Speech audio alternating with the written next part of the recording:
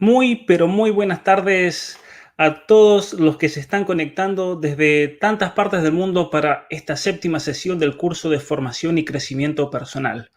Un curso dirigido, en primer lugar, mi intención para padres, de tal manera que puedan formar a sus hijos de la mejor manera posible, pero también es un curso para eh, hijos, para cualquier persona que quiera crecer y formarse personalmente. ¿Por qué? Porque siempre decimos que si queremos formar a nuestros hijos, si queremos que ellos sean la mejor persona posible, ese cambio comienza primero por nosotros mismos, porque es imposible enseñar si esto no va acompañado de la fuerza del ejemplo. Y aquí viene entonces la importancia de todo esto.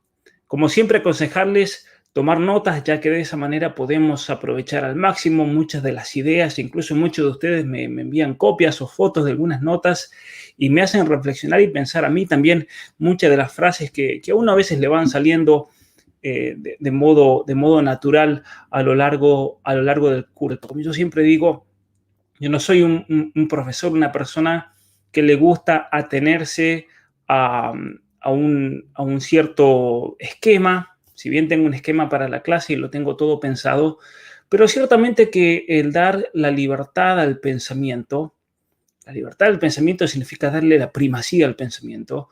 Uno se esfuerza voluntariamente a pensar sobre estos temas, porque yo opino que la mejor manera de enseñar es una manera que tiene que ser pensando. Pensando porque eso va a hacer entonces que la clase tenga una coherencia lógica y también eso yo creo, en mi opinión personal, que le ayuda al oyente a seguir todo este hilo de pensamientos y demás. Obviamente que debe tener una lógica y debe tener coherencia y uno tiene que tener cuidado de no perderse y no irse por las ramas. Pero muy bien.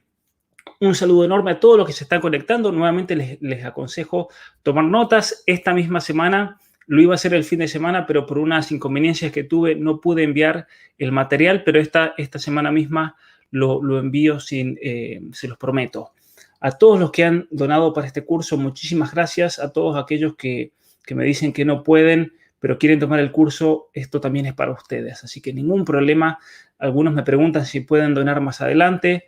También no hay ningún problema, este curso queda abierto, van a poder recibir el material, van a poder recibir incluso la posibilidad de hacer el trabajo práctico y recibir la certificación en diploma de este curso. Así que muchas gracias a todos los que se están conectando, espero que sea otra hora muy productiva donde todos saquemos mucho fruto y mucho conocimiento a partir de este curso. Quiero recordarles que ayer comencé el anuncio sobre este curso, sobre hijos especialmente relacionados a cuestiones emocionales. Acá lo voy a anunciar. Lo anuncié el día de ayer. Obviamente que recibí un ataque gigantesco de muchos activistas LGBT. Muchos de ellos son personas pagas, obviamente, que quieren instaurar una falsa visión sobre lo que realmente ocurre en la persona, en su emocionalidad, en su afectividad y demás. Pero gracias a Dios se han inscrito muchos. Si ustedes se quieren suscribir y ya están suscritos a este curso, simplemente me tienen que mandar un mensaje diciéndome, me quiero anotar ese curso de septiembre. Hijos homosexuales o lesbianas, ¿qué hacer para prevenir o acompañar? Recordemos, como vengo anunciando en este curso, las cuestiones emocionales de nuestros niños y la educación que se le debe dar es clave realmente para darle las herramientas a ese niño para que crezca, para que madure, para que sea la persona más fuerte que sea posible ser. Porque la vida no es fácil. Y nosotros tenemos dos opciones como padres de familia. Podemos o construir un castillo y encerrar a ese niño en ese castillo, en esa torre, en esa especie de mazmorra donde no tenga acceso ningún dragón del exterior a esa inocencia, pero eso tiene como consecuencia que el niño va a ser naturalmente débil. O la otra opción es custodiar al hijo, porque eso hay que hacerlo igual, porque creen ustedes que yo les digo que hay que tener mucho cuidado con los medios de comunicación, con la televisión, con el internet. Hay que proteger y hay que establecer ciertas murallas, pero de tal manera que no lo termine debilitando al niño, sino que lo haga más fuerte. Entonces, la cuestión de la educación debe pasar por tanto proteger al niño, pero también fortalecer. Nunca sobreproteger, porque eso obviamente que va a terminar va a terminar causando mucho daño en su psicología, en sus emociones y demás. También quería invitarlos a todos aquellos que ya no lo hayan hecho a suscribirse tanto a mi canal de YouTube, aquí voy a compartir, pero también a las redes sociales donde constantemente estoy compartiendo muchísima información que puede ser de mucha utilidad para todos ustedes. Me pueden encontrar como Pablo Muñoz Iturrieta en Facebook, en Twitter, en YouTube, en Instagram. Un consejo, si se anotan a mi curso, si se inscriben a alguno de mis cursos, se registran y demás, la mejor manera de nunca perdérselos es por medio, y aquí lo voy a mostrar, es por medio de suscribirse y poner la notificación en mi canal de YouTube. Entonces aquí lo van a ver, por ejemplo, estamos viendo el curso. Aquí ven mi canal de YouTube. Lo único que tienen que hacer es, hay una sección aquí donde se pueden, bueno, aquí muestra mi canal de YouTube y demás, entonces no me va a aparecer a mí. Pero si ustedes se fijan en esta sección de aquí, les va a aparecer la posibilidad de suscribirse a mi canal, de recibir la notificación y demás al respecto. Entonces, los invito también a eso para poder asistir a todos los cursos, no perderse nunca ninguno de ellos. Pero vayamos al tema que nos concierne hoy en este curso de formación y crecimiento personal, sesión número 7. La sesión número 7, aquí lo vamos a poner. Muy bien, veníamos hablando de algo importantísimo a lo largo de todo este tiempo con respecto a las virtudes. Las virtudes son, por así decir, el fin hacia el cual educamos a nuestros hijos, es el fin hacia el cual debemos tender cada uno de nosotros. Pero hay una cantidad de virtudes enormes que tienden a perfeccionar los distintos aspectos, por así decir, de quiénes somos nosotros como seres humanos. Hablábamos de esas virtudes cardinales que había propuesto Platón: la justicia, la prudencia, la fortaleza, la templanza, como la prudencia es una virtud que tiende a perfeccionar el entendimiento, especialmente para tener sabiduría. No se trata solamente de tener conocimientos. Lamentablemente hoy, la escuela, a nuestros hijos, la universidad también en gran parte, pero la escuela primaria, la escuela secundaria, se reduce a simplemente tirarle datos a los niños o a los jóvenes. Datos que sueltos no sirven de nada. Datos que en muchos casos son falsos. Datos que si no son pensados, si no son realmente relacionados, se olvidan fácilmente. Es una especie de educación enciclopédica, pero no se enseña a pensar, no se enseña a razonar, no se enseña a, por ejemplo, tratar de expresar y tratar de relacionar todos esos hechos que tienen una causa y tienen un efecto en la realidad del mundo, la realidad geopolítica, la realidad de las relaciones internacionales y demás. Y por eso muchas veces uno, al encontrarse con un buen libro, al encontrarse con un buen curso, al escuchar una muy buena conferencia, uno se siente traicionado. Uno se siente que toda esa educación o ese tiempo que pasó en la escuela, muchas veces, lamentablemente, no en todos los casos, porque también hay maestros y profesores excepcionales, pero en muchos casos, si fuese por el sistema, es una pérdida de tiempo total. Entonces, una cosa interesante que estaba leyendo, un libro que estuve leyendo este fin de semana, que se llama Idea de una universidad. Yo aquí tengo la edición en inglés, John Henry Newman, la idea de una universidad. Y una de las cosas que él dice es que una educación verdadera tiene que apuntar a enseñarle a pensar al niño, la prudencia, a poder discernir. Y una de las cosas que él resalta es el estudio de la gramática, ya que él dice qué sentido tiene enseñarle al niño historia y datos si después el niño a eso o memorizar sin que el niño se esfuerce él mismo en componer y en relatar y relacionar. El estudio de la gramática que hace pensar, que fuerza, que hace que el niño se exprese. Leyendo muchas veces en Twitter comentarios, especialmente de la gente que me ataca, a veces es lamentable que no se entiende absolutamente nada de lo que quieren transmitir. ¿Por qué? Porque lamentablemente la gente de hoy no sabe pensar, usa falacias constantemente. Y esa es otra razón por la cual espero que pronto, voy a dictar un curso sobre lógica, aprender a pensar, aprender a pensar. Pero muy bien. Entonces, este autor, gran pensador inglés del movimiento de Oxford en Inglaterra, le decía, hay que enseñarle a los niños la gramática, hay que enseñarles latín, hay que enseñarles lenguas clásicas porque eso esfuerza el intelecto, hay que enseñarles matemáticas, los principios, y hay que relacionarlo con la vida real de cada uno, porque si no es puro conocimiento que no tiene sentido. Eso es la prudencia. La prudencia es aprender también a pensar, es aprender a discernir, es aprender a ver el camino correcto para cada uno de nosotros.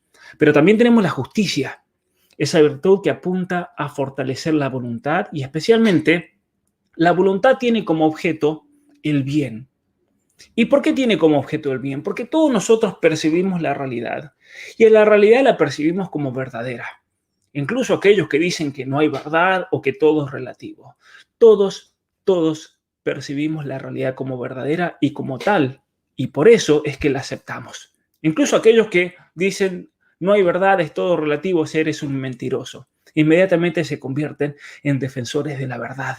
Porque al decir eres un mentiroso, estas personas que promulgan y promueven este relativismo, incluso con respecto a la realidad de las cosas, al hacer una afirmación objetiva y dogmática, no hacen más que confirmar el hecho de que la verdad existe. Esa es la paradoja, ¿no? Que no podemos negar. Entonces, la inteligencia por así decir, se somete siempre a la realidad que se impone sobre cada uno de nosotros. Pero es una realidad que puede ser percibida de manera correcta o puede ser una realidad que esté mal percibida. De ahí surgen todos los problemas de la percepción relacionados, por ejemplo, a la anorexia, relacionados a la bulimia, relacionados a los trastornos de la propia identidad de género, que es una de las especies de la transexualidad. Son todos un grupo de trastornos psicológicos muy relacionados porque todos tienen una relación con la percepción, que ese fue el tema de mi tesis cuando estudié en los Estados Unidos, las cuestiones de la percepción, que es algo muy interesante. Y dentro de la percepción, una de las cosas que estudié también en profundidad fueron las emociones en relación a todo este camino de percepción del ser humano, porque las emociones pueden afectar el modo como percibimos algo. Si somos negativos, vamos a percibir todo con lentes de negatividad, por ejemplo. Por eso la importancia de poder sobreponerse a las emociones. Pero todo lo captamos entonces como verdad en relación al conocimiento. Con relación a la voluntad, esas mismas realidades que la inteligencia capta como verdaderas o falsas, la voluntad las va a captar con un sentido de verdadero o de malo. Son los fundamentos de las emociones, pero ya en un plano espiritual. Y entonces, lo que es percibido como verdadero por el intelecto, de modo natural, la voluntad lo percibe y en realidad lo persigue como algo bueno, esa tendencia. Y la justicia, entonces, vendría a ser ese hábito, esa costumbre que se inculca y que se trabaja y que se alcanza después de mucha práctica por siempre perseguir el bien. Es la persona que, por ejemplo, ante la tentación de robarse algo, se domina y dice, no, esto no me pertenece. Es la persona que se encuentra una billetera y viendo de quién es, lo llama por teléfono. Mucha gente dice, una persona se encontró un bolso con $500,000 y lo llevó al dueño y no quiso quedarse nada. Eso es el sentido de justicia de las cosas. A mí me pasó una vuelta en California, estaba manejando, había ido a dar una conferencia bastante grande en la ciudad, en Silicon Valley, de hecho, en las afueras de la ciudad de San José, en California, un lugar hermoso. Y cuando termino de dar esa conferencia, la familia que me estaba hospedando me prestó un vehículo para ir hacia otra ciudad, quería conocer algo y demás. Viajé y cuando venía de vuelta, por ejemplo, y esta es la historia que les quiero contar, el auto se murió en medio de la autopista y quedé ahí en el costado. Y le llamo a esta familia para decirles que el auto se murió, no sabía qué le había pasado. Entonces, mientras ellos salían y me venían a auxiliar, en un momento para un hombre con un camión pequeño, que era lo que nosotros en Argentina llamamos un guinche. Es el camión que si a uno lo encuentra a la orilla de la ruta, te llevan hacia el mecánico más cercano y demás. Y el hombre cuando baja me pregunta si estaba bien. Le dije que sí, que solamente que se me había muerto el auto mientras estaba manejando. Y él me dijo, ya sé, es el alternador. Eso pasa cuando se muere la batería, no te está cargando la batería. Entonces bajó, abrió el capot, se fijó, era eso, efectivamente. Y resulta que me cargó la batería. Y cuando yo fui a darle una ayuda, le digo, gracias por haber parado, ¿cuánto es? Y me dijo, no, no es nada. Y yo le dije, tome, $10, $20. Y porque era su tiempo, se había esforzado, me salvó realmente una situación muy complicada con la cantidad de tráfico que había. Y el hombre me dijo, mi trabajo está pago por los impuestos de la gente de California. Y sería una injusticia si yo le tomo ese dinero, porque a mí ya me pagan por esto. O sea, ese realmente, y es un hombre realmente de bien, un hombre que sabía lo que era justo y que recibir una propina, una ayuda que tranquilamente lo podría haber hecho, él lo veía como algo injusto. Es algo que no me corresponde. Y ese hombre ese día me dio una lección de justicia realmente, decir, no solamente de hacer el bien y ayudar a otra persona, pero si yo ya voy a recibir ayuda por esto que estoy haciendo con los impuestos de los contribuyentes, sería una injusticia si yo le pido o le acepto ese dinero. Eso me pareció un ejemplo muy bueno para contar acerca de la justicia y la voluntad, ¿no? Cómo debe estar ordenada. Y es algo que se manifiesta a veces en las cosas más pequeñas. Hay mucha gente que, por ejemplo, va manejando y tira basura por la ventana. Tira cosas.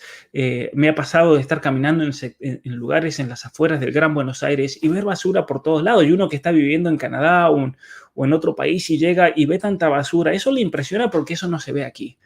¿Y por qué es eso? Porque yo creo que hay un sentido de justicia también hacia el bien común y hacia los demás. Y tirar basura en la calle se lo ve como una injusticia, porque todos estamos contribuyendo para que nuestra ciudad luzca lo mejor posible. Y si una persona va y arruina esa visión, por así decir, está cometiendo un acto de injusticia también. Entonces, eso es la justicia. Ordena nuestra voluntad para ser la mejor persona que podamos ser. Y luego tenemos la templanza y la fortaleza.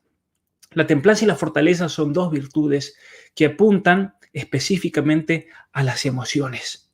La templanza apunta a esas emociones que habíamos visto en el cuadro de las emociones del apetito concupiscible, a todo aquello que se lo ve como gozo, como deseo y demás.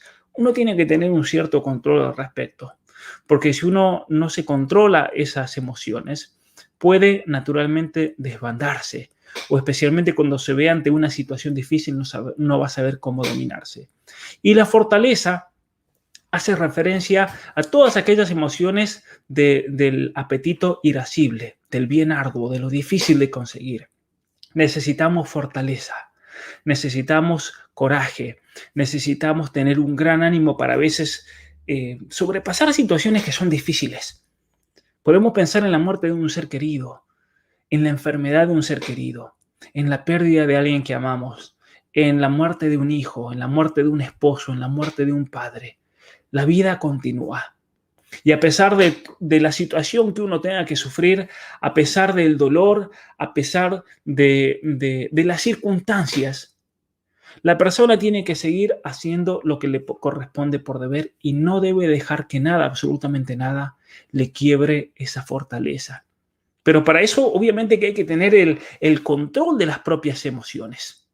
Hay que tener ese control realmente de poder decir, a pesar de todo lo que estoy pasando, tengo que seguir adelante. Y miren, muchas veces ocurre que las personas que ven que una persona llega lejos piensan que eso es porque nunca les pasó nada, porque va todo bien en la vida. Y sin embargo, no es así. En muchos casos, las personas que llegan muy lejos en la vida son las personas que se han podido sobreponer emocionalmente a todas las dificultades que se han encontrado en el camino. Y es por eso que han llegado lejos. Es por eso que realmente, a pesar del sufrimiento, a pesar de las carencias, a pesar de las circunstancias en las cuales han vivido, han logrado sobreponerse y decir, me voy a poner un objetivo en mi vida y lo voy a cumplir, pase lo que pase.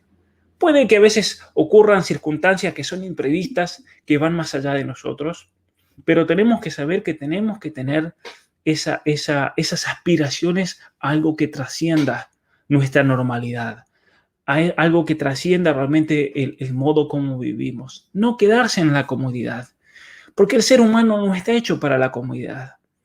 El ser humano está hecho para el heroísmo.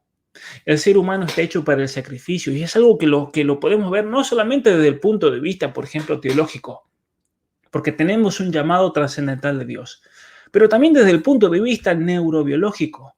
Cuando la persona se acomoda, cuando la persona, por ejemplo, se vuelve complaciente y se conforma con el estilo de vida y con lo que tiene, lamentablemente eso hace que la persona no solamente se estanque en su vida, sino que comience por así decir, decaer.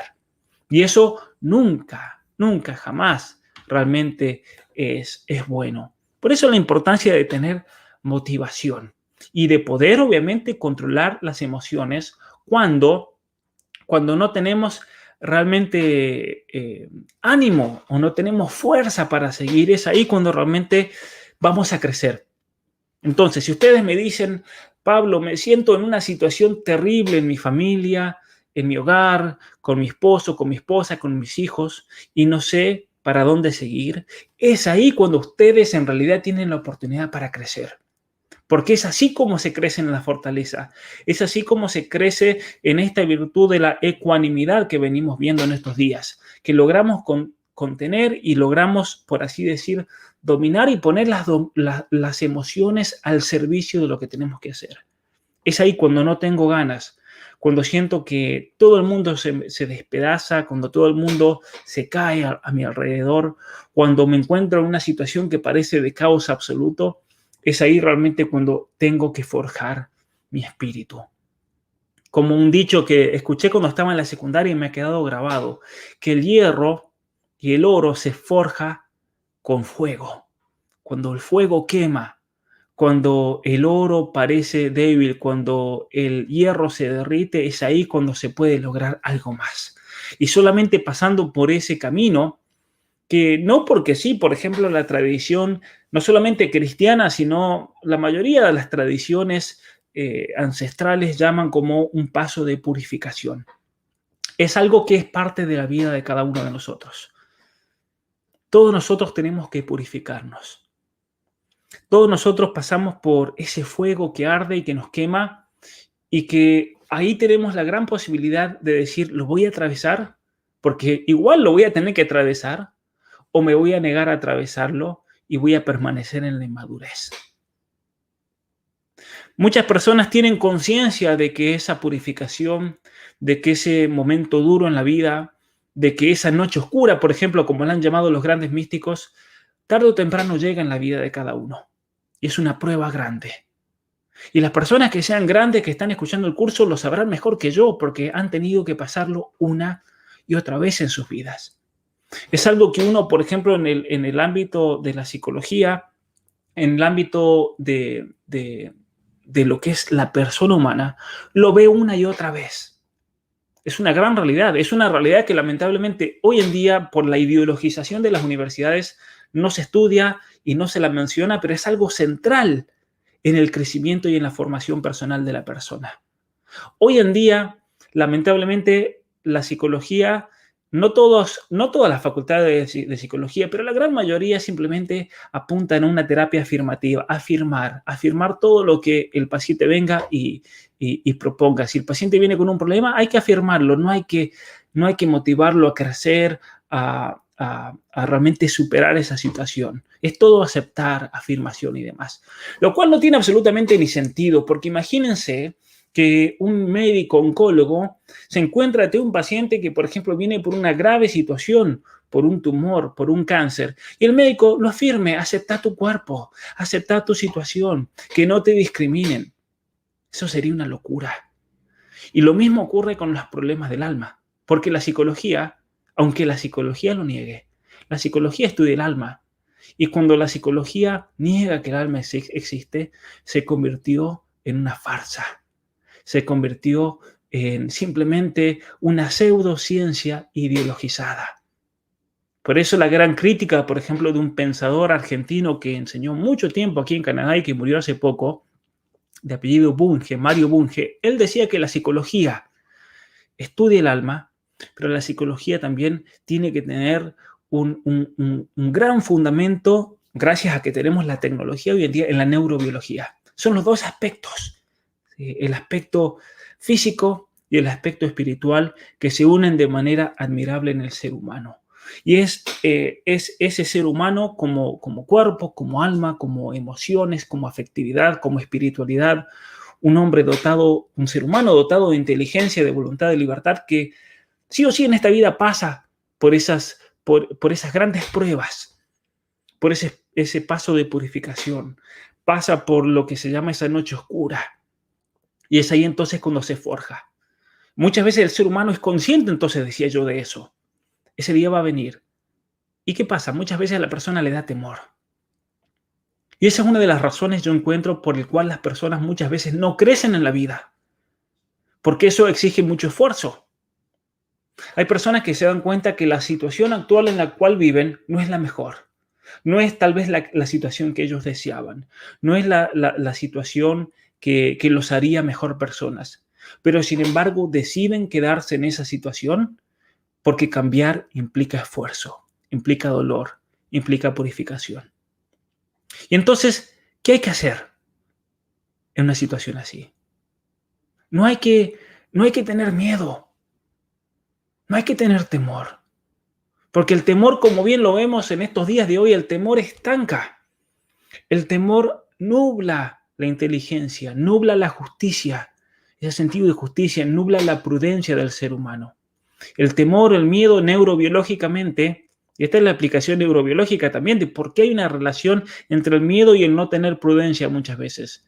El miedo, esa sensación de miedo, de ansiedad, de incertidumbre, neurobiológicamente, por así decir, duerme o anestesia ciertas funciones cerebrales que están muy relacionadas especialmente en el lóbulo frontal derecho con lo que se llama el discernimiento. Y la persona que tiene miedo es como que se congela y no puede actuar. A veces es una reacción natural, porque se cree que muchas veces una persona va manejando y ante una situación se queda congelada y no puede actuar y termina en un accidente. Porque es un mecanismo neurobiológico que la termina congelando, por así decir, a la persona y no le deja la capacidad de reacción. Lo bloquea de tal manera que ya no puede realmente salir adelante. Entonces, cuando estamos conscientes de esa realidad, tenemos que decir, me tengo que sobreponer a todo aquello que me encuentra. Entonces, vamos a hablar mucho. Yo a lo largo de este curso tenía la intención de hablar mucho más de las virtudes y virtudes particulares, lo vamos a seguir haciendo, pero me han salido un montón de preguntas interesantísimas y que me parece importante responder como condición. Por eso voy a seguir a lo largo de estos meses dando muchos temas relacionados a esto para seguir profundizando más. Muchos me preguntaban, por ejemplo, soy madre soltera. ¿Cómo hacer cuando no tengo ese padre que tiene que llenar emocionalmente a mis hijos? Eso sería un buen tema interesante. De hecho, conseguí un libro muy interesante, Educando a hijos sin padre o sin el padre. Para esa realidad hay muchas madres que viven esa situación. Como también hay padres que viven la situación de no tener a la mamá, a sus hijos, por distintas razones. Otros me preguntan, por ejemplo, qué hacer cuando somos familias que estamos conformadas de distintas familias, ya sea porque quedaron viudos y se volvieron a casar y se casaron con una persona que ya tenía hijos de un matrimonio anterior, o por separación, o por divorcio, y eso realmente crea un conflicto. Eso requeriría también de mucha guía y demás, porque son situaciones muy difíciles y muy complicadas muchas veces. Ahora bien, vamos a hablar de eso más adelante también, pero hay una pregunta que me la hicieron muchísimos de ustedes, es que me preguntaban cómo controlar esas emociones. No sé cómo hacerlo. Veníamos y he dado muchas pautas en las sesiones anteriores que son importantes como preparación para lo que voy a decir ahora. ¿Sí? A lo que voy a decir ahora. Pero esto ya es como una especie de consejo particular que yo espero que les sea de mucho provecho realmente a todos para realmente crecer y controlar. Entonces vamos a hablar de esto específicamente hoy, el control de las emociones. ¿Cómo controlar esas emociones? Porque ya me he dado cuenta cuáles son las emociones. O sea, para llegar a esto, yo les recomiendo que ustedes hagan un examen interior y decir, bueno, ¿cuáles son esas emociones que realmente me perturban o que me alteran o que a veces me toman por sorpresa? Puede ser la tristeza, la depresión, el enojo, la incertidumbre, la ansiedad. Y tratar de analizarlas de acuerdo a ese cuadro que yo di. Y tratar de encontrar las causas. ¿Cuál es la causa? ¿Qué es lo que me está causando? Y trabajar en la causa, obviamente. Entonces, en primer lugar, vamos a dar una serie de 6 consejos concretos que yo espero que les sirvan mucho. En primer lugar, no dar lugar a la idea perturbadora o a la idea que causa esa emoción. Porque las emociones, como yo les decía a ustedes, todas proceden de un conocimiento sensible. Y muchas veces cuando sabemos cuál es la ocasión que, por ejemplo, a mí me irrita o que me pone triste, lo que debemos hacer es conocerlas de antemano para evitar esas ocasiones. Es algo que a veces es posible en muchas circunstancias. Incluso en algunos casos es necesario evitarlo. Es totalmente necesario y no queda otra opción. Como puede pasar, por ejemplo, con una persona que por muchos años, por distintas situaciones personales, emocionales y demás, ha caído en el alcoholismo. Esa persona conoce su debilidad, conoce que ya no hay manera de controlarse y por lo tanto una persona que es consciente de eso dice, yo, por ejemplo, no puedo probar nunca más el alcohol porque yo sé que eso me va a desviar. O personas que han tenido la misma experiencia con la droga o que han tenido la misma experiencia con distintas situaciones, tal vez con cuestiones de promiscuidad y distintas vivencias en la vida que ellos dicen, yo me tengo que negar esto y ni siquiera tengo que entrar a jugar con la ocasión, porque si yo entro con la ocasión, voy a caer en eso. Una persona a la cual le acompañé por mucho tiempo en los Estados Unidos, él me decía, con lo relacionado al alcohol, y él me decía, yo cuando voy al trabajo y cuando vuelvo, siempre pasaba enfrente del bar en el cual yo me volví un alcohólico. Yo me volví alcohólico en ese bar. Y entonces yo ya me hice, yendo al trabajo, por más que hace más de 25 años que voy hacia el mismo lugar, se hace un desvío en una zona. Si bien le es más corto seguir por la misma calle, porque iba a pasar por enfrente de ese bar y muchas veces, él decía yo al principio, sentía ese tironeo. Y si yo pasaba enfrente del bar, a la vuelta me quedaba pensando todo el día y a la vuelta paraba y volvía a recaer. Entonces tuve que hacer un cambio absoluto para no ni siquiera tener que enfrentarme a esa ocasión. Y eso es lo que muchas veces los padres tienen que hacer en el hogar con respecto a los hijos. Hay situaciones que fácilmente pueden crear una adicción en un hijo. Y es por eso que los padres tienen que ser tan cuidadosos. Un gran amigo argentino de Córdoba, una persona a la cual estimo mucho, él por muchos años, yo lo conocí mucho tiempo después, él fue adicto a la cocaína. Y él me decía, Pablo, la cocaína es una droga que la probás una vez. Y en esa primera vez, o la rechazás y no te gusta, o te volvés adicto. La mayoría se vuelven adictos, me decía él. Lo mismo pasa con la heroína y demás. Y eso es lo que le había pasado a él. Él la probó por un juego, él dijo, la voy a probar, total, probarla una vez no me va a hacer nada. Y tiene un efecto neurobiológico, muchas de estas drogas tan grandes, que con la primera ocasión ya te vuelven adicto a eso. Lo mismo puede pasar con la pornografía, lo mismo puede pasar con muchas otras cosas.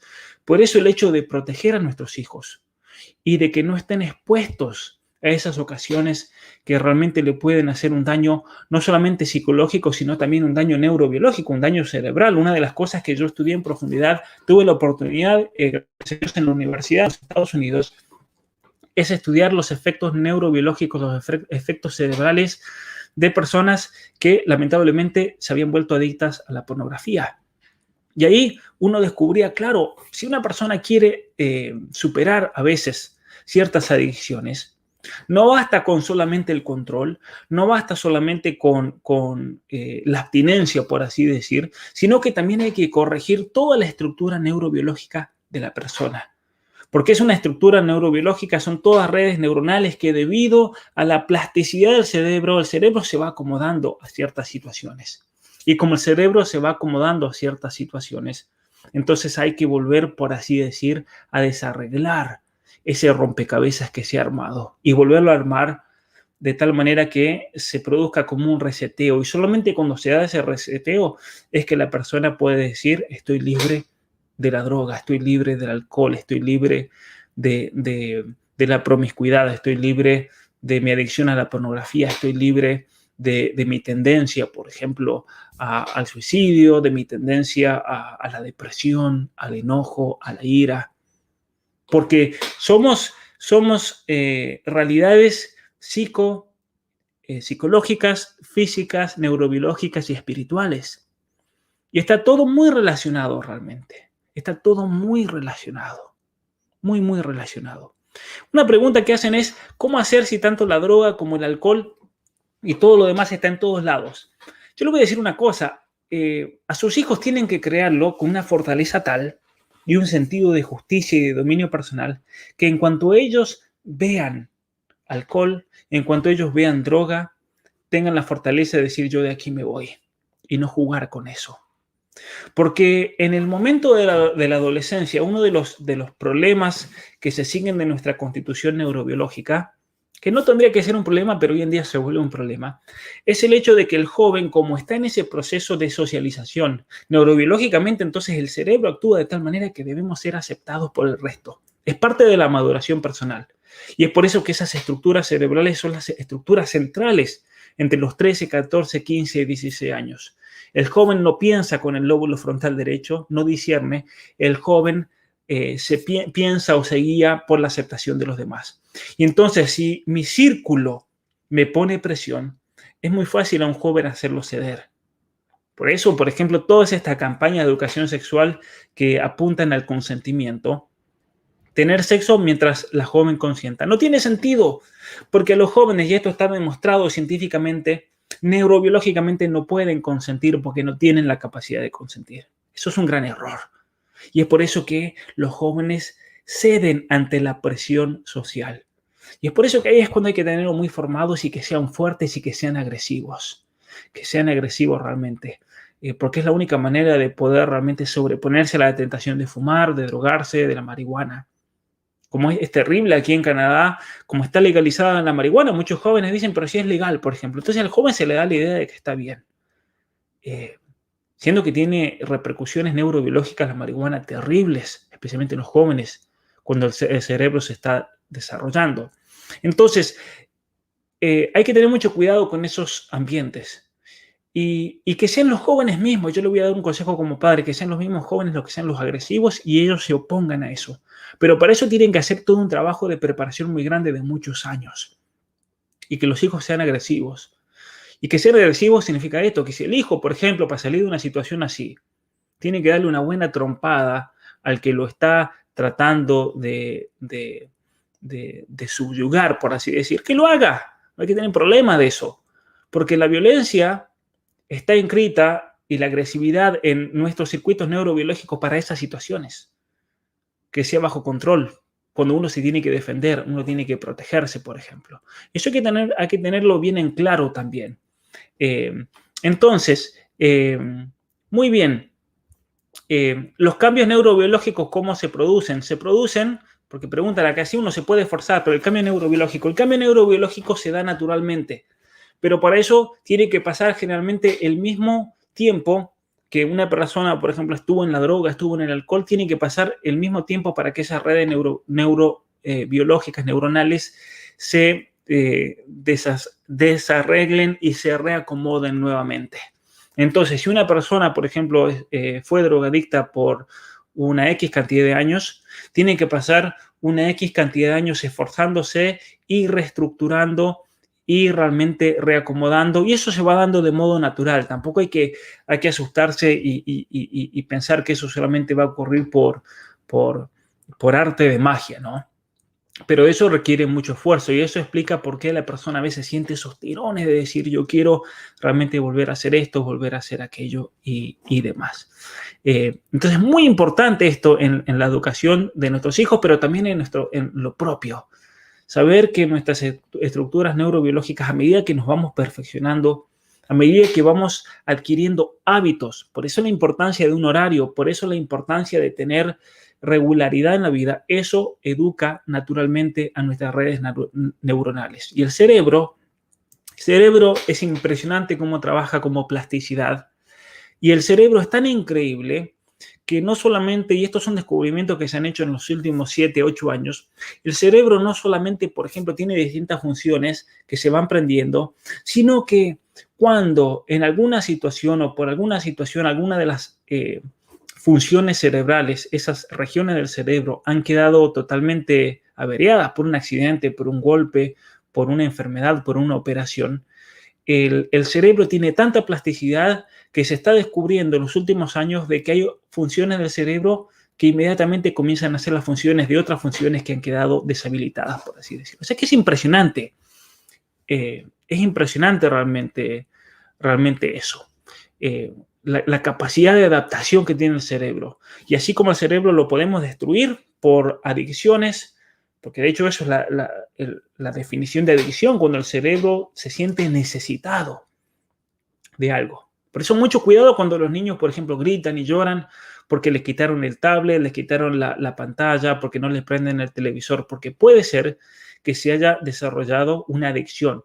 Y esa adicción, ¿cómo se ve? Se ve porque hay ciertos mecanismos biológicos, hormonales, secretamos ciertas hormonas en el cerebro que hacen que cuando uno ve televisión, hacen que el cerebro le guste y se acostumbre a esos químicos. Y cuando el televisor no está y el cerebro me pide esos químicos, el niño reacciona muchas veces agresivamente y demás. De hecho, se ha descubierto, como ya les he dicho, que tanto los efectos de la heroína en el cerebro son muy parecidos a los efectos de la pantalla en muchos niños y jóvenes. Hasta tal punto que aquí en Canadá y en los Estados Unidos, especialmente en California, hay clínicas de tratamiento para adicciones a las redes sociales, al internet, a la pantalla y demás. Aquí estoy hablando de adicciones serias realmente en jóvenes. Entonces, yo creo que esta cuarentena y este encierro y estas clases, que en definitiva nadie aprende absolutamente nada. Aquí en Canadá ya han declarado el gobierno que ha sido un fracaso la educación por Internet. Así que si Canadá, que es uno de los países del primer mundo, ha fracasado, ¿qué se puede decir del resto? Han fracasado todos, tenemos que ser sinceros en eso. Ha sido todo un fracaso realmente tratar de imponer esa nueva modalidad de educación y demás para nuestros niños. Pero es algo que no sería raro que cause ciertos peligros de adicciones y demás. De hecho, varias mamás me comentaron y me contaron que sus hijos están despiertos todas las noches hasta las 6 de la mañana jugando los videojuegos.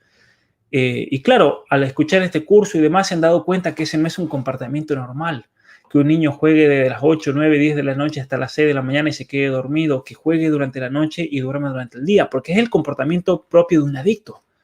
Cuando la persona se queda levantada toda la noche y duerme durante el día, ya está ocurriendo un desbalance neurobiológico, un desbalance neuronal que es muy peligroso también para el desarrollo cerebral de ese niño.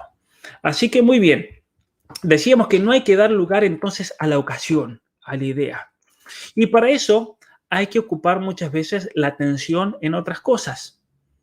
Entonces, si tengo una tendencia a una cierta emoción, a la ira o a la tristeza, tratar de hacer lo que se dicen sensaciones que sean plenamente conscientes. Voy a hacer la lista de todo esto. Tener sensaciones conscientes. Entonces, por ejemplo, cuando una persona está abrumada por la tristeza, porque se le murió un ser querido, se le murió el papá, se le murió un hijo, se le murió un esposo, uno tiene que tratar de tener sensaciones conscientes, es decir, mirar a su alrededor y ser consciente de que está viendo, de que estoy viendo esto, que estoy tomando un libro, que estoy viendo un árbol, salir al jardín. Es tan bueno tener un jardín o vivir cerca de un parque, vivir en el campo. Porque la persona tiene que comenzar a hacer sensaciones conscientes de escuchar el sonido de los pájaros y prestar atención. Mirar las montañas, mirar el lago, mirar el mar y prestar atención a eso porque es por medio de las sensaciones que nos entran las emociones o surgen las emociones. Y cuando tenemos una emoción que proviene de la imaginación o proviene de la memoria, por el resentimiento, por imágenes, por la situación que sea, uno tiene que comenzar a hacer ejercicios de sensaciones actuales en este momento y conscientes. ¿Se entiende lo que digo, no? Lo que estoy haciendo, a lo que hago referencia, ¿sí? Eh, y también hay que evitar ese pensamiento que sea triste o que me lleve al enojo por medio de una ocupación que sea atractiva. Por eso también es bueno tener algún pasatiempo, algún hobby. Un hobby, por ejemplo, uno de ustedes me mandó hace poquito, hace unos días, la foto de que se había comprado una guitarra para tratar de salir de todo esto. A mí me parece muy bueno eso, un instrumento musical o un deporte. Bueno, ahora con la cuarentena que hay muchos que están tan encerrados y es lamentable realmente. Por eso el daño psicológico que se está haciendo a tantas personas. Pero el deporte, la carpintería, el pintar, el coser, el bordar, el tejer, el cocinar o el aprender a hacer algo, el arreglar la propia casa, el pintar, es importante que todos tengamos ese tipo de distracciones. Y especialmente que podamos retraernos a eso para a veces alejarnos de aquello que nos puede apesadumbrar. Es importante eso. Es muy importante el caminar, el aprender a gozar las cosas. ¿Sí? Y especialmente en momentos de tristeza, en momentos de depresión, en momentos de fatiga emocional, en momentos de negatividad en la propia vida. Y así, por ejemplo, podemos derivar la emoción hacia otras cosas. Y así como uno también aprende a controlar esas emociones. Es algo realmente, yo creo, pero muy provechoso en cada uno de nosotros. Es terapéutico. Muchas personas dicen, para mí pintar es terapéutico, por ejemplo, o escribir, o el contar mi historia, o el llevar un diario, o el salir a caminar, el salir a correr. Es muy bueno eso. Es muy bueno porque alguno podría decir lo siguiente, por ejemplo, como una objeción, pero estás evadiendo la situación. La estás evadiendo. La estás evitando. Pero hay que hacer una distinción ahí, porque en realidad no se trata tanto de evadir, sino de dirigir las emociones y tener control. Es decir, si estoy triste, sacar emociones alegres y tener poder sobre uno mismo. Porque evadir es el que busca la droga o es el que busca el alcohol, por ejemplo, en todo esto. Eso significa evadir. Y eso realmente te puede destruir, porque eso significa renunciar a la lucha, renunciar al dominio de sí mismo, renunciar a tener una personalidad fuerte, una personalidad que sea atractiva, que lleve, que llame a los demás, que motive, especialmente cuando uno tiene una familia. ¿Sí? Cuando uno tiene una familia tiene que ser muy fuerte porque siempre tiene que estar ahí para motivar a los hijos. No hay nada peor, yo creo, psicológicamente para un niño y emocionalmente que ver victimizarse a sus padres. Eso hace mucho daño a los niños, muchísimo. Porque el niño se convierte automáticamente como en padre de sus padres. Y eso no es bueno. Cuando el niño comienza a sentir que él tiene que cuidar de sus padres emocionalmente y demás. Por eso la fortaleza emocional que requiere el ser padre o madre y que esos padres o madres nunca jamás se victimicen ante sus hijos, porque como decíamos anteriormente, no debe manifestar esas emociones que sean negativas, esas emociones que expresen tristeza y demás. ¿Por qué es eso? Porque inmediatamente el niño lo va a captar. Y el niño eso lo va a captar y lo va a percibir como inseguridad. Y al haber inseguridad, eso al niño le va a causar miedo, le va a causar terror. Y eso, por una especie de cadena de efectos, le va a terminar causando muchas veces a un niño un trauma. Porque el niño necesita seguridad y protección para poder desarrollarse y desenvolverse naturalmente de modo afectivo, psicológico y neurobiológico. Cuando han faltado estas cosas y estos elementos, como vamos a ver en el curso del mes que viene, que los invito de paso a registrarse, eso tiene muchos problemas emocionales luego en la vida de la persona. Por eso también yo creo que el curso del mes que viene va a ser muy importante para todo padre, para todo madre, más allá de la situación de sus hijos. Porque también dice cómo hacer para prevenir. ¿Cómo voy a criar hijos fuertes ante este mundo que se avecina? Este mundo que impone ideologías mentirosas, ideologías dañinas para la persona humana. ¿Sí? Y ahí uno tiene que tener, por ejemplo, esa claridad entonces, de saber que uno no es el padre de sus padres, por ejemplo, incluso si ahora son adultos, de no seguir ese juego de la victimización, de no tener miedo de decir a los padres, déjense de victimizarse. Victimizándote no llegas a ningún lado. Porque se convierte como un vicio también. Se convierte como un vicio de la misma persona que se acostumbra a victimizarse continuamente ante sus hijos, ante la familia. Soy la persona despreciada, la persona que nadie quiere, la que nadie escucha. La victimización es siempre mala. Y aprendan a reconocerla primero en ustedes mismos para nunca victimizarse. Cada uno de nosotros lo tiene que hacer porque es una tentación constante en cada uno de nosotros. Pero en segundo lugar, en cuanto vean la victimización en otra persona, saber decirlo con mucha caridad, con mucho amor, pero saber ahí apuntarlo en el otro.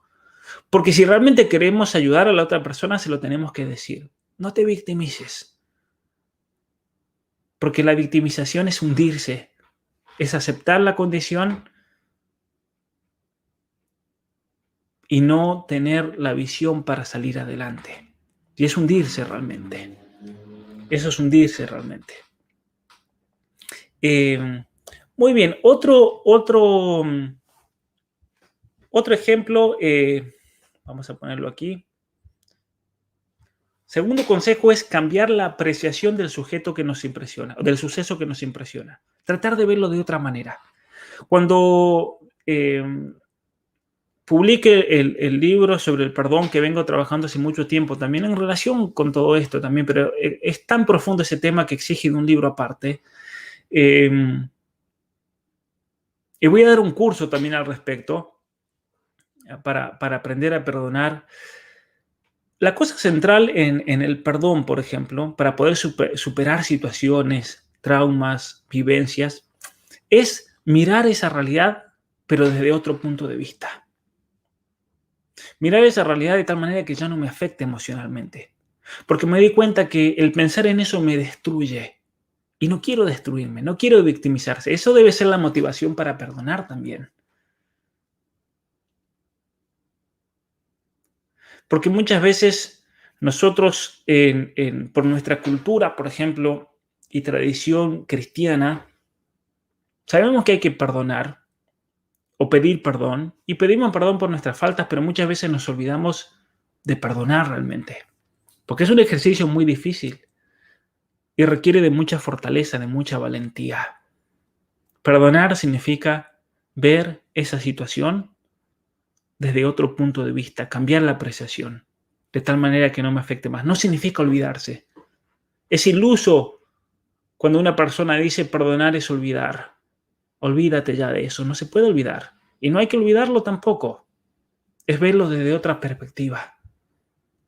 En términos teológicos podríamos decir es verlo como lo ve Dios. Es verlo desde el punto de vista de aquel que murió por nuestros pecados, por ejemplo. ¿Cómo hace Jesucristo para ver la falta de tanta gente? Lo ve desde otra perspectiva. Porque si no nos volveríamos locos también. Es tratar de entender qué es lo que motivó a esa persona y tener compasión. Pero con recaudos, obviamente, porque si hay una persona que hizo un daño tremendo, uno tiene que aprender de la experiencia. Por eso se dice que dentro de los actos de amor que puede hacer una persona, el acto más grande que se puede hacer en el ejercicio del amor es el perdonar, el tener misericordia. porque ya uno tiene compasión. Y no significa olvidar entonces, simplemente significa cambiar la perspectiva de ese suceso.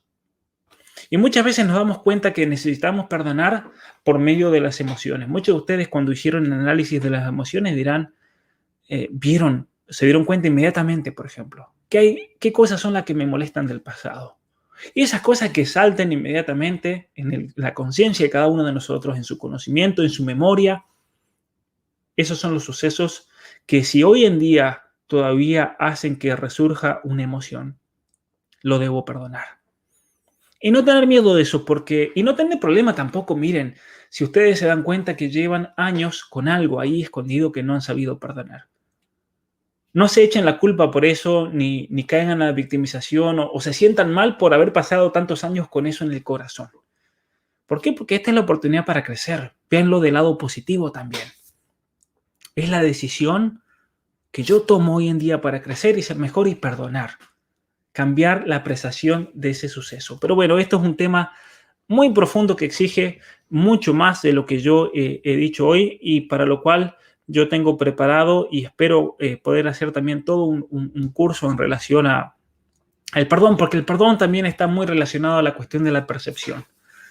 Está muy relacionado al tema de cómo percibimos la realidad. Y es por eso también que me adentré mucho en ese tema. En los Estados Unidos hay dos psiquiatras muy, pero muy conocidos. El doctor Fitzgibbons, gran psiquiatra que trabaja en la ciudad de Filadelfia, una persona a la cual admiro muchísimo, ha sido un gran mentor. Y el doctor Enright es otro psiquiatra, psicólogo clínico, en este caso él, que es el fundador del Instituto Internacional del Perdón, que se llama, que está en Wisconsin, en el estado de Wisconsin, en los Estados Unidos. Son dos grandes personas, grandes psiquiatras, médicos, que han estudiado mucho la cuestión del perdón. Son los expertos más grandes que existen en el mundo en la cuestión del perdón. Son personas que han trabajado muchísimo con personas que han desarrollado atracción hacia el mismo sexo, la homosexualidad, la transexualidad, el lesbianismo. Por eso también que yo me relacioné hace muchos, muchos años con ellos, estudiando todo este tema de la ideología de género y demás, que está todo relacionado realmente en lo que es el ser humano. Y son personas a las cuales admiro y, como les decía, vengo trabajando este tema y me gustaría mucho dar un curso al respecto porque yo creo que va a ser mucho bien. Voy a poner los nombres y los libros recomendados de estos autores dentro de la bibliografía. Lamentablemente no hay casi nada de ellos en español y esa es la razón por la cual vengo hablando con ellos de hace mucho tiempo para hacer un trabajo en español, hacer un libro como el de la ideología de género, como el de Atrapado en el cuerpo equivocado, pero en este caso guiando tanto la cuestión terapéutica para psicólogos, porque esto no se enseña en las universidades, lamentablemente. Es una ignorancia tremenda. No se enseña en las facultades de psicología cómo ayudar a perdonar. Es todo un tratamiento impresionante, importantísimo. Y por otro lado, para la persona común y corriente, que no sea ni psicólogo ni psiquiatra, pero que necesite aprender a perdonar. Una guía que sirva para los dos, que sea muy provechosa, tipo como Atrapado en el cuerpo equivocado. Así que es un trabajo que lo vengo haciendo hace mucho tiempo, que lo iba haciendo en conjunto con el libro de ideología de género, pero esperemos poder tenerlo cuanto antes. Ojalá yo tuviese 48 horas por día, pero no lo tengo, así que uno hace lo que puede. Muy bien, entonces esto es el tema del perdón que es tan importante para las emociones. En tercer lugar, otro consejo es descubrir cuál es esa idea, muy relacionado a lo que veníamos hablando recién, y tratar de cambiarla y dominar. Y ahí es cuando tenemos que hacer la fuerza de voluntad para cambiar esa idea que realmente me está causando la emoción. Porque si uno es consciente de la causa, entonces es más fácil descubrir, una vez que me vuelvo consciente de eso, es fácil descubrir la exageración. Estoy exagerando y eso me hace enojar o me pone triste. O el sin sentido no tiene sentido, entonces lo puedo modificar. Pero es importante, ¿por qué es importante? A ver, lo voy a expresar de otra manera. ¿Por qué es importante descubrir la idea que causa y que motiva esto? Porque si no descubrimos la idea, muchas veces podemos inconscientemente tratar de reprimir la emoción sin analizarla. Eso es lo que propiamente se llama represión. Esa es la gran diferencia. Una cuestión es descubrir la idea, descubrir la causa y que como efecto tiene esta emoción y dominarla y controlarla a partir de la idea. Y otra situación totalmente distinta es darme cuenta de que estoy triste o contento o deprimido y lo reprimo de tal manera que sigo para adelante como a la fuerza, a los golpes. Pero eso no es tan bueno. Eso no es tan bueno porque realmente lo que hacemos es ocultar como yo uso esa imagen siempre, ese dragón que está ahí en la esquina de mi habitación. Simplemente lo oculto, le pongo una sábana, lo tapo y el monstruo sigue presente. Pero no hacemos nada al respecto. Y esa es la razón por la cual tantas familias viven con un monstruo en su casa, con un dragón, que puede ser el alcohólico, el papá alcohólico, puede ser el tío que abusa de los hijos. Conozco casos, por ejemplo. Ustedes van a decir, pero ¿cómo puede ser eso? Pero he conocido casos donde todo el entorno familiar sabía que un tío abusaba de los hijos. Y ustedes dirán, pero ¿cómo la madre no va a hacer nada al respecto? ¿Cómo el padre? Muchos padres dirán, y con razón, pero si un tipo viene y me abusa, me toca a mis niños, yo lo mato. Es una reacción natural, ¿no es cierto?, de esa agresividad neurobiológica. Pero sin embargo, la realidad muchas veces me ha mostrado de que ha habido abuso en una situación familiar y el padre, por vergüenza, porque no tuvo coraje, porque no tuvo carácter, se quedó callado, por ejemplo. Es muy duro eso, ¿no?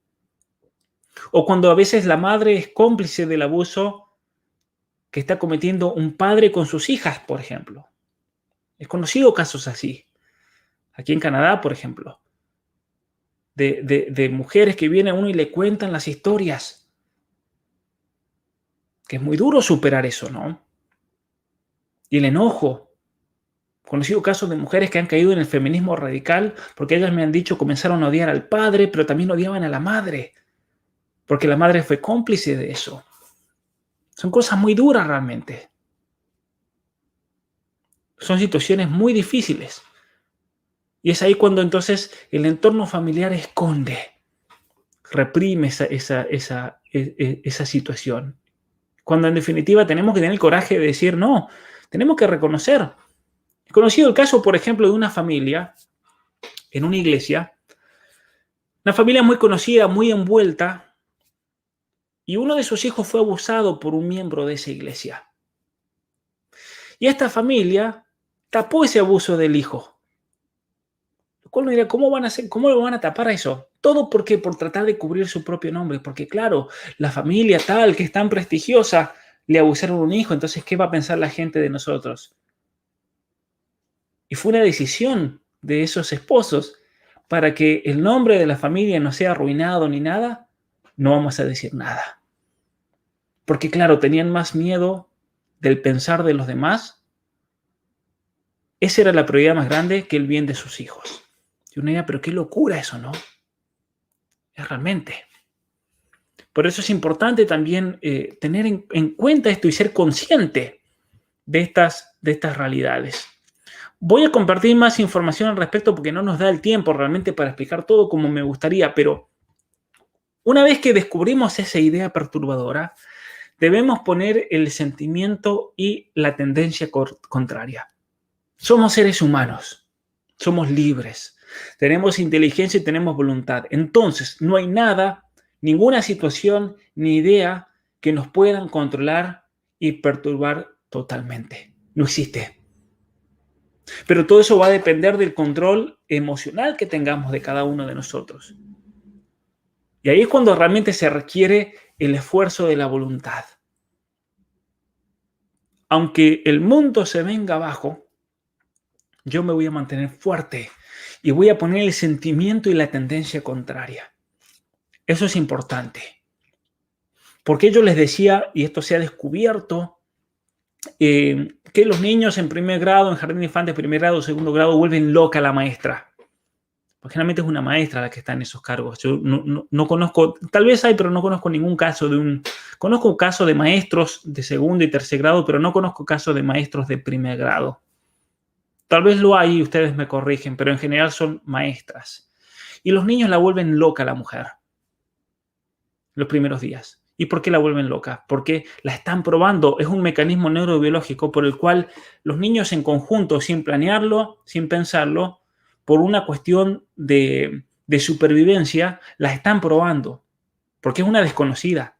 Y el niño tiene que saber si realmente puede confiar en esa mujer si hay una catástrofe, si hay un terremoto, si hay un incendio, si hay una guerra. El niño quiere estar tranquilo y calmo de que con esa mujer está a salvo. ¿Y cómo lo prueban? Volviéndola loca. Le hacen un desastre. Y si la mujer se mantiene con ese nivel y control emocional, con ecuanimidad, entonces los niños se van a calmar. ¿Por qué? Porque pueden confiar en ella. En cambio, si hay una maestra que se vuelve realmente, se desespera, los niños la van a volver más loca todavía. Es a propósito. ¿Por qué ustedes se creen que los niños que tienen problemas en la familia, en la casa, vuelven locos a sus padres, a sus maestros, perdón? ¿Por qué reaccionan de esa manera? Porque viven una situación muy inestable en su hogar. Entonces necesitan de alguien con quien aferrarse. Y lo van a buscar en la maestra, por eso van a tratar de dar vuelta. Y por eso son tan difíciles muchas veces esos niños. Porque están buscando a alguien con el cual puedan confiar y puedan aferrarse. Vamos a terminar rápido aquí. Quinto lugar, vivir las emociones positivas. Y es ahí cuando tenemos que hacer el esfuerzo por la emoción contraria. El amor, la confianza, la alegría. ¿Qué me pone alegre? ¿Qué me distiende? Ahí es cuando puede venir muy bien, por ejemplo, el pasatiempo que cada uno tenga, el hobby. El salir a correr, salir a caminar, el tocar la guitarra, el hacer una manualidad, el cocinar, el aprender algo, el ir al jardín, el regar las plantas. Es impresionante lo que eso puede hacer en la psicología de cada uno. Lo experimento yo aquí cuando tengo que ir a regar las plantas, por ejemplo, todas las verduras que he plantado y demás en esta época del año. Y eso le da a uno no sé, un renuevo, por así decir, incluso psicológico y demás.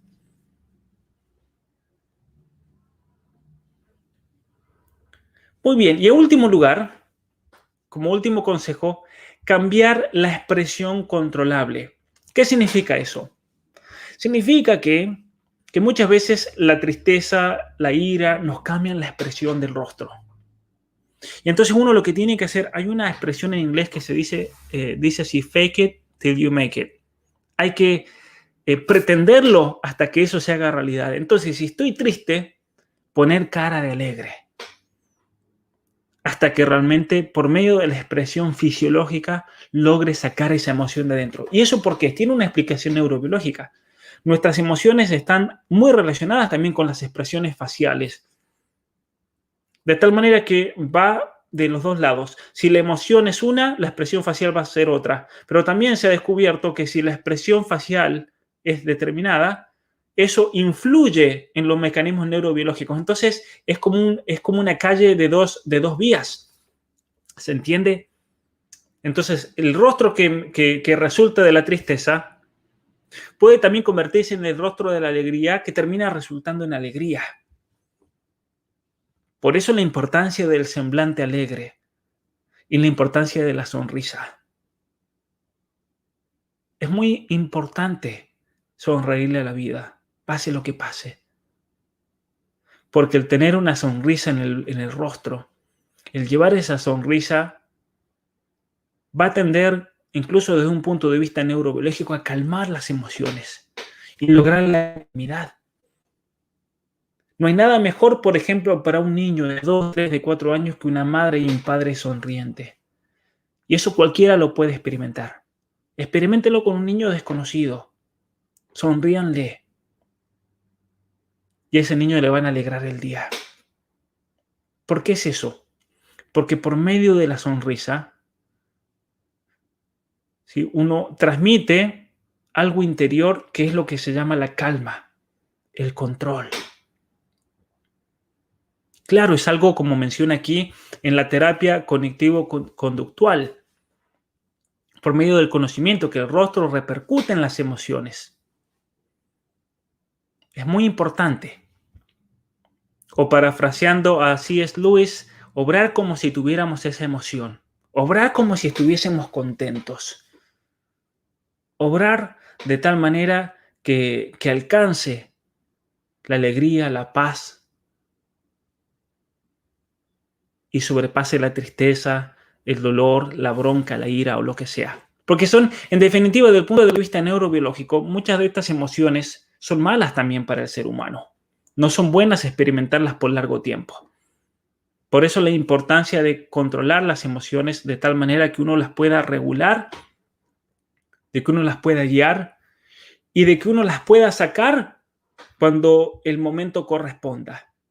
¿Qué es lo que, por ejemplo, dentro de la psicología y la psiquiatría, grandes pensadores, cuando han analizado la persona de Cristo, han descubierto esto, que él tenía un control absoluto sobre sus emociones.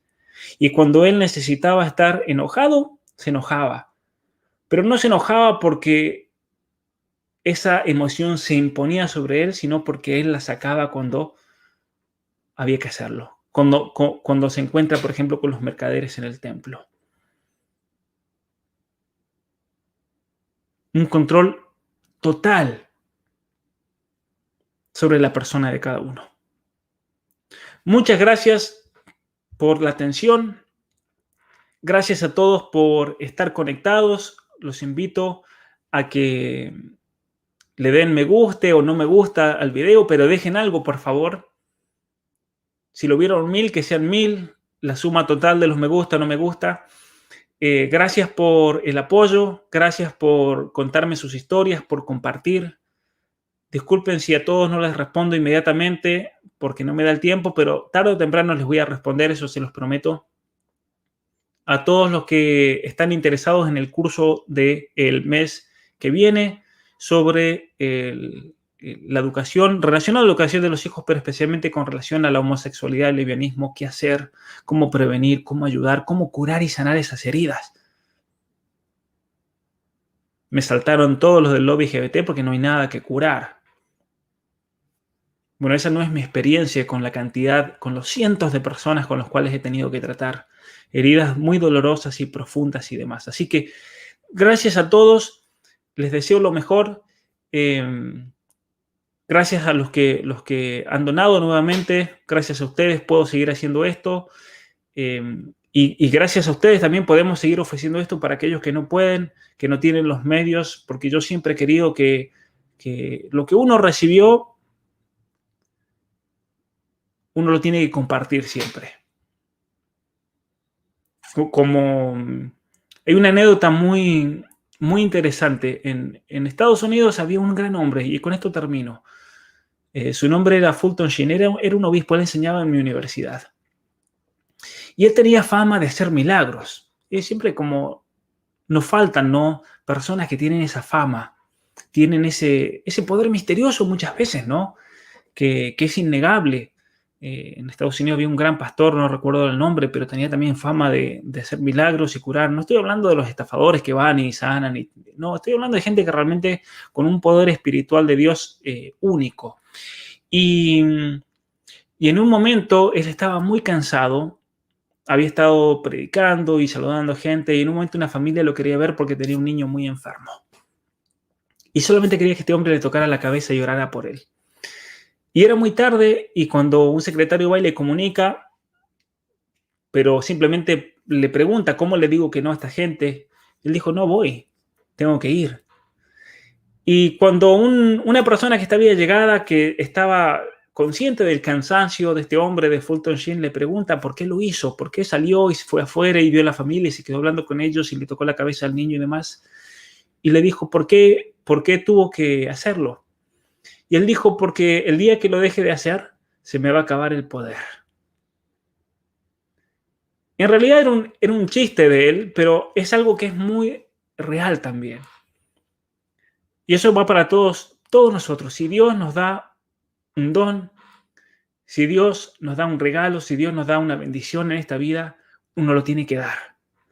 Porque el día que lo deje de dar, se acaba.